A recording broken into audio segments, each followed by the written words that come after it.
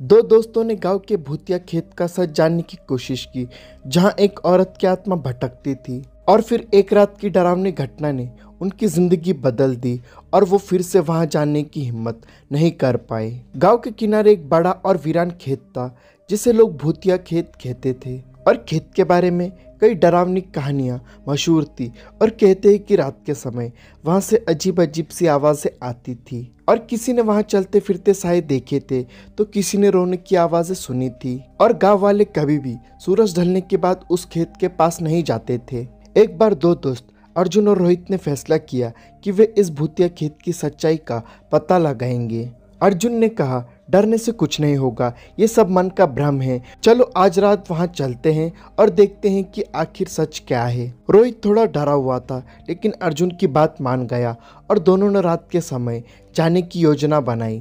अंधेरी रात थी और आसमान में चांद के अलावा और कोई रोशनी नहीं थी और दोनों अपने हाथों में टॉर्च लेकर खेत की ओर चल पड़े। और जैसे ही वो दोनों खेत के करीब पहुंचे, हवा अचानक तेज हो गई और खेत के पेड़ों की पत्तियां एक अजीब तरह की सरसराहट करने लगी। और रोहित ने अर्जुन से कहा, यार मुझे कुछ ठीक नहीं लग रहा, चल वापस चलते हैं। और फिर अर्जुन ने उसे हिम्मत बांधते हुए कहा, डर मत, कुछ नहीं होगा, बस थोड़ी देर देखते हैं और फिर वापस चलेंगे। और फिर दोनों ने खेत के अंदर कदम रखा। चारों तरफ सन्नाटा था, लेकिन बीच बीच में अजीब सी आवाजें सुनाई दे रही थी, जैसे कोई धीरे धीरे कर्रा रहा हो। अचानक उनकी टॉर्च की रोशनी एक पुराने कुएं पर पड़ी। कुआं बहुत ही पुराना और टूटा हुआ था। अर्जुन ने कहा, कहते हैं कि इस कुएं में एक औरत ने कूदकर आत्महत्या कर ली थी, शायद इसी वजह से लोग इसे भूतिया कहते हैं। जैसे ही अर्जुन ने ये कहा, उन्हें कुएं के पास किसी के रोने की आवाज़ सुनाई दी। दोनों डरते हुए टॉर्च की रोशनी उस दिशा में डाली, लेकिन वहाँ कुछ नहीं था। और तभी हवा और तेज हो गई और रोने की आवाज़ और ज़ोर से आने लगी। और फिर अचानक एक सफ़ेद साया कुएं के पास उठता हुआ दिखाई दिया और वो साया धीरे धीरे उनकी ओर बढ़ने लगा। दोनों का खून जम सा गया, लेकिन रोहित ने चिल्लाते हुए कहा, भागो अर्जुन। लेकिन अर्जुन के पैर जैसे जकड़ गए थे और उनकी आंखें उस साये पर टिकी हुई थी और साया अब उनके बिल्कुल पास था। वो एक औरत थी जिसके बाल बिखरे हुए थे और आंखें खून जैसी लाल थी। और उसने कर्राते हुए कहा, तुम यहाँ क्यों आए हो, ये मेरी जगह है। रोहित ने हिम्मत जुटाई और अर्जुन को खींचकर खेत के बाहर की ओर दौड़ने लगा। और दोनों जैसे तैसे खेत से बाहर निकले, लेकिन जैसे वे गांव पहुंचे, अर्जुन अचानक जमीन पर गिर पड़ा और उसके चेहरे पर अजीब सा डर और दर्द था। और गांव वालों ने जब अर्जुन को देखा तो वे समझ गए कि दोनों भूतिया खेत में गए थे। जिस पर एक बुजुर्ग ने कहा, मैंने पहले ही कहा था कि उस खेत में मत जाना, वहाँ उस औरत की आत्मा है जो चैन से नहीं रह सकती। जिसके बाद अर्जुन को गांव के पुजारी के पास ले जाया गया और फिर पुजारी ने घंटों तक मंत्र पढ़े, तब जाकर अर्जुन होश में आया। और उसने डरते हुए कहा, वो औरत वो मुझे मारना चाहती थी और उसकी आंखें मैं कभी नहीं भूल सकता। और उस दिन के बाद से अर्जुन और रोहित ने कसम खाई कि वे कभी उस खेत के पास नहीं जाएंगे। और गांव वालों ने भी उस खेत के चारों ओर कांटों की वायरिंग कर दी ताकि कोई भी वहां ना जा सके। लेकिन आज भी जब रात होती है तो उस खेत से रोने और चीखने की आवाज़ें सुनाई देती हैं और लोग कहते हैं कि वो आत्मा अभी भी वहां भटक रही है। और जो भी उस खेत में कदम रखता है वो कभी न कभी उस साये का शिकार हो जाता है।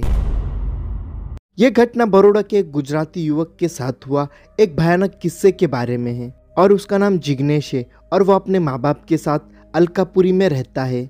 और उसके पापा मिठाई की दुकान चलाते हैं और उसकी माता हाउसवाइफ है। और 7 से 8 साल पहले उसके साथ एक ऐसी घटना घटी जिस वजह से वो आज भी डरा हुआ रहता है। और अब मैं ये घटना उसके पॉइंट ऑफ व्यू से बताने जा रहा हूँ।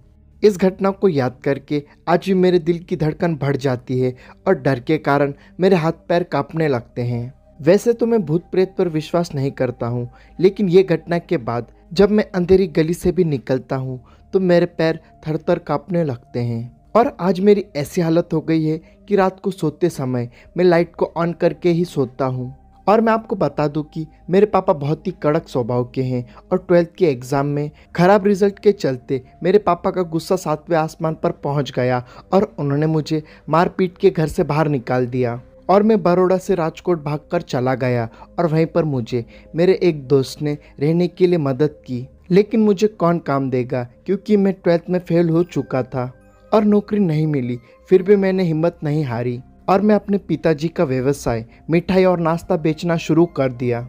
और राजकोट के गोंडाल रोड पर फुटपाथ पे मैंने पूरी शाक बेचना शुरू कर दिया। और मिठाई बनाना और सारे प्रकार का नाश्ता बनाने का काम मुझे मेरे पापा ने बचपन से ही सिखा दिया था और मुझे सब कुछ बनाना आता था। लेकिन पता नहीं मेरा धंधा ठीक से नहीं चलता था और पूरे दिन में 2-3 ग्राहक आते थे, इसलिए मुझे बनाया हुआ सारा नाश्ता फेंक देना पड़ता था। और गोंडाल रोड पर मैंने जिस जगह पर स्टॉल लगाई थी उस जगह ज़्यादा कस्टमर नहीं आते थे, लेकिन मेरे सामने वाली स्टॉल पर बहुत सी भीड़ लगी रहती थी। एक दिन की बात है जब मैं अपनी स्टॉल के पास खड़ा हुआ था और आसपास काफ़ी कम लोग थे और तब मैं दीवार पर टॉयलेट करने के लिए गया और मुझे ज़ोरदार झटका लगा और वहीं पर मुझे एक भयानक आवाज़ सुनाई दी और मेरे होश उड़ गए और मुझे ऐसा लगा कि कोई प्यासा पानी पी के बहुत ही खुश हुआ हो। और मैंने देखा कि थोड़ी देर में मेरी स्टॉल के आसपास भीड़ जमा होने लगी और मैं ज़मीन पर गिर गया। और जब मैंने देखा कि मेरी स्टॉल के पास एक ग्राहक खड़ा है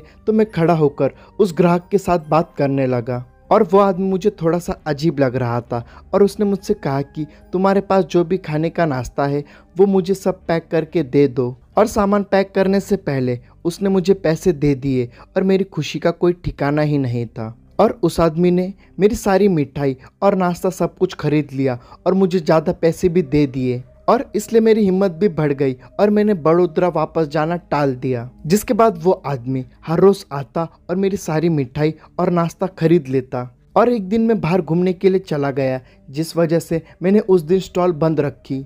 और दूसरे दिन जब मैं काम पे पहुंचा तो वो आदमी मेरे सामने आके खड़ा हो गया और गुस्से से लाल होकर मुझे घूरने लगा और उसने मुझे सिर्फ इतना ही कहा कि मैंने तुम्हारी तकलीफ में मदद की और तुमने मुझे कल भूखा रखकर इसका बदला लिया और अब मैं तुम्हें इसकी सजा दूंगा। बस इतना ही बोलकर वो दीवार के पास पड़े पत्थर की तरफ गया जहाँ मैंने टॉयलेट की थी और वहाँ जाके वो अचानक कहीं गायब हो गया। और उसकी धमकी और उसका गायब हो जाना यह देखकर मेरे तो पसीने छूट गए। और उसी क्षण मैंने अपनी स्टॉल बंद करके रेलवे टिकट ली और बड़ौदा वापस चला आया और पिताजी से माफ़ी भी मांग ली। और अब तो राजकोट शहर की बात तो दूर, अब उसका नक्शा भी मैं नहीं देखना चाहता। और अब तो हर समय यही डर सताता है कि वो रहस्यमय प्रेत मेरे से कैसा बदला लेगा।